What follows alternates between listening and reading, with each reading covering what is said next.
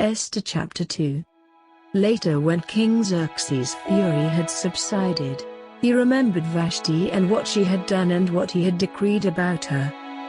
Then the king's personal attendants proposed, "Let a search be made for beautiful young virgins for the king. Let the king appoint commissioners in every province of his realm to bring all these beautiful young women into the harem at the citadel of Susa.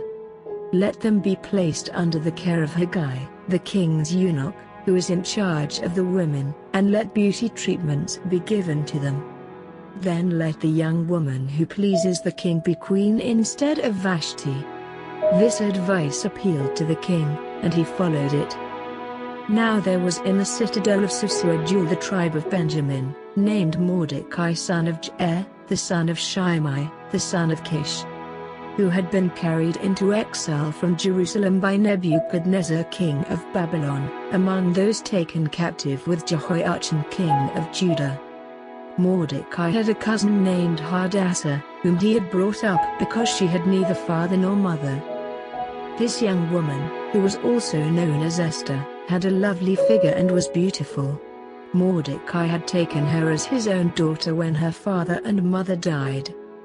When the king's order and edict had been proclaimed, many young women were brought to the citadel of Susa and put under the care of Hegai.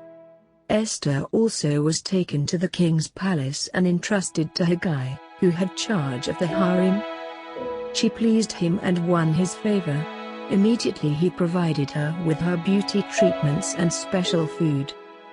He assigned to her 7 female attendants selected from the king's palace and moved her and her attendants into the best place in the harem.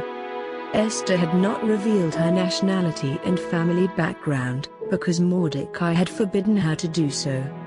Every day he walked back and forth near the courtyard of the harem to find out how Esther was and what was happening to her.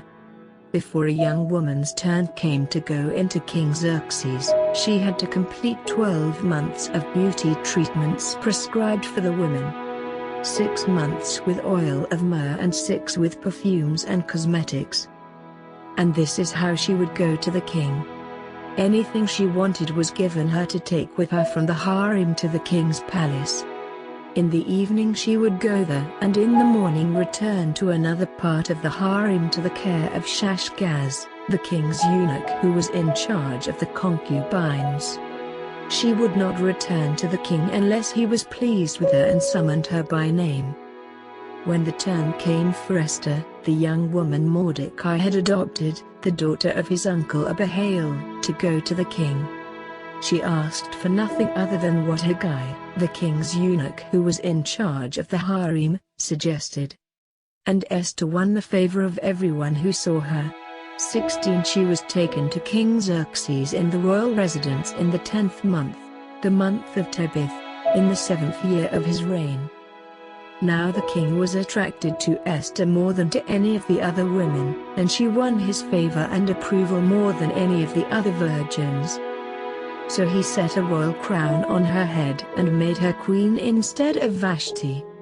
And the king gave a great banquet, Esther's banquet, for all his nobles and officials. He proclaimed a holiday throughout the provinces and distributed gifts with royal liberality. When the virgins were assembled a second time, Mordecai was sitting at the king's gate. But Esther had kept secret her family background and nationality just as Mordecai had told her to do. For she continued to follow Mordecai's instructions as she had done when he was bringing her up. During the time Mordecai was sitting at the king's gate, Bigthana and Teresh, 2 of the king's officers who guarded the doorway, became angry and conspired to assassinate King Xerxes. But Mordecai found out about the plot and told Queen Esther, who in turn reported it to the king, giving credit to Mordecai. And when the report was investigated and found to be true, the 2 officials were impaled on poles. All this was recorded in the book of the annals in the presence of the king.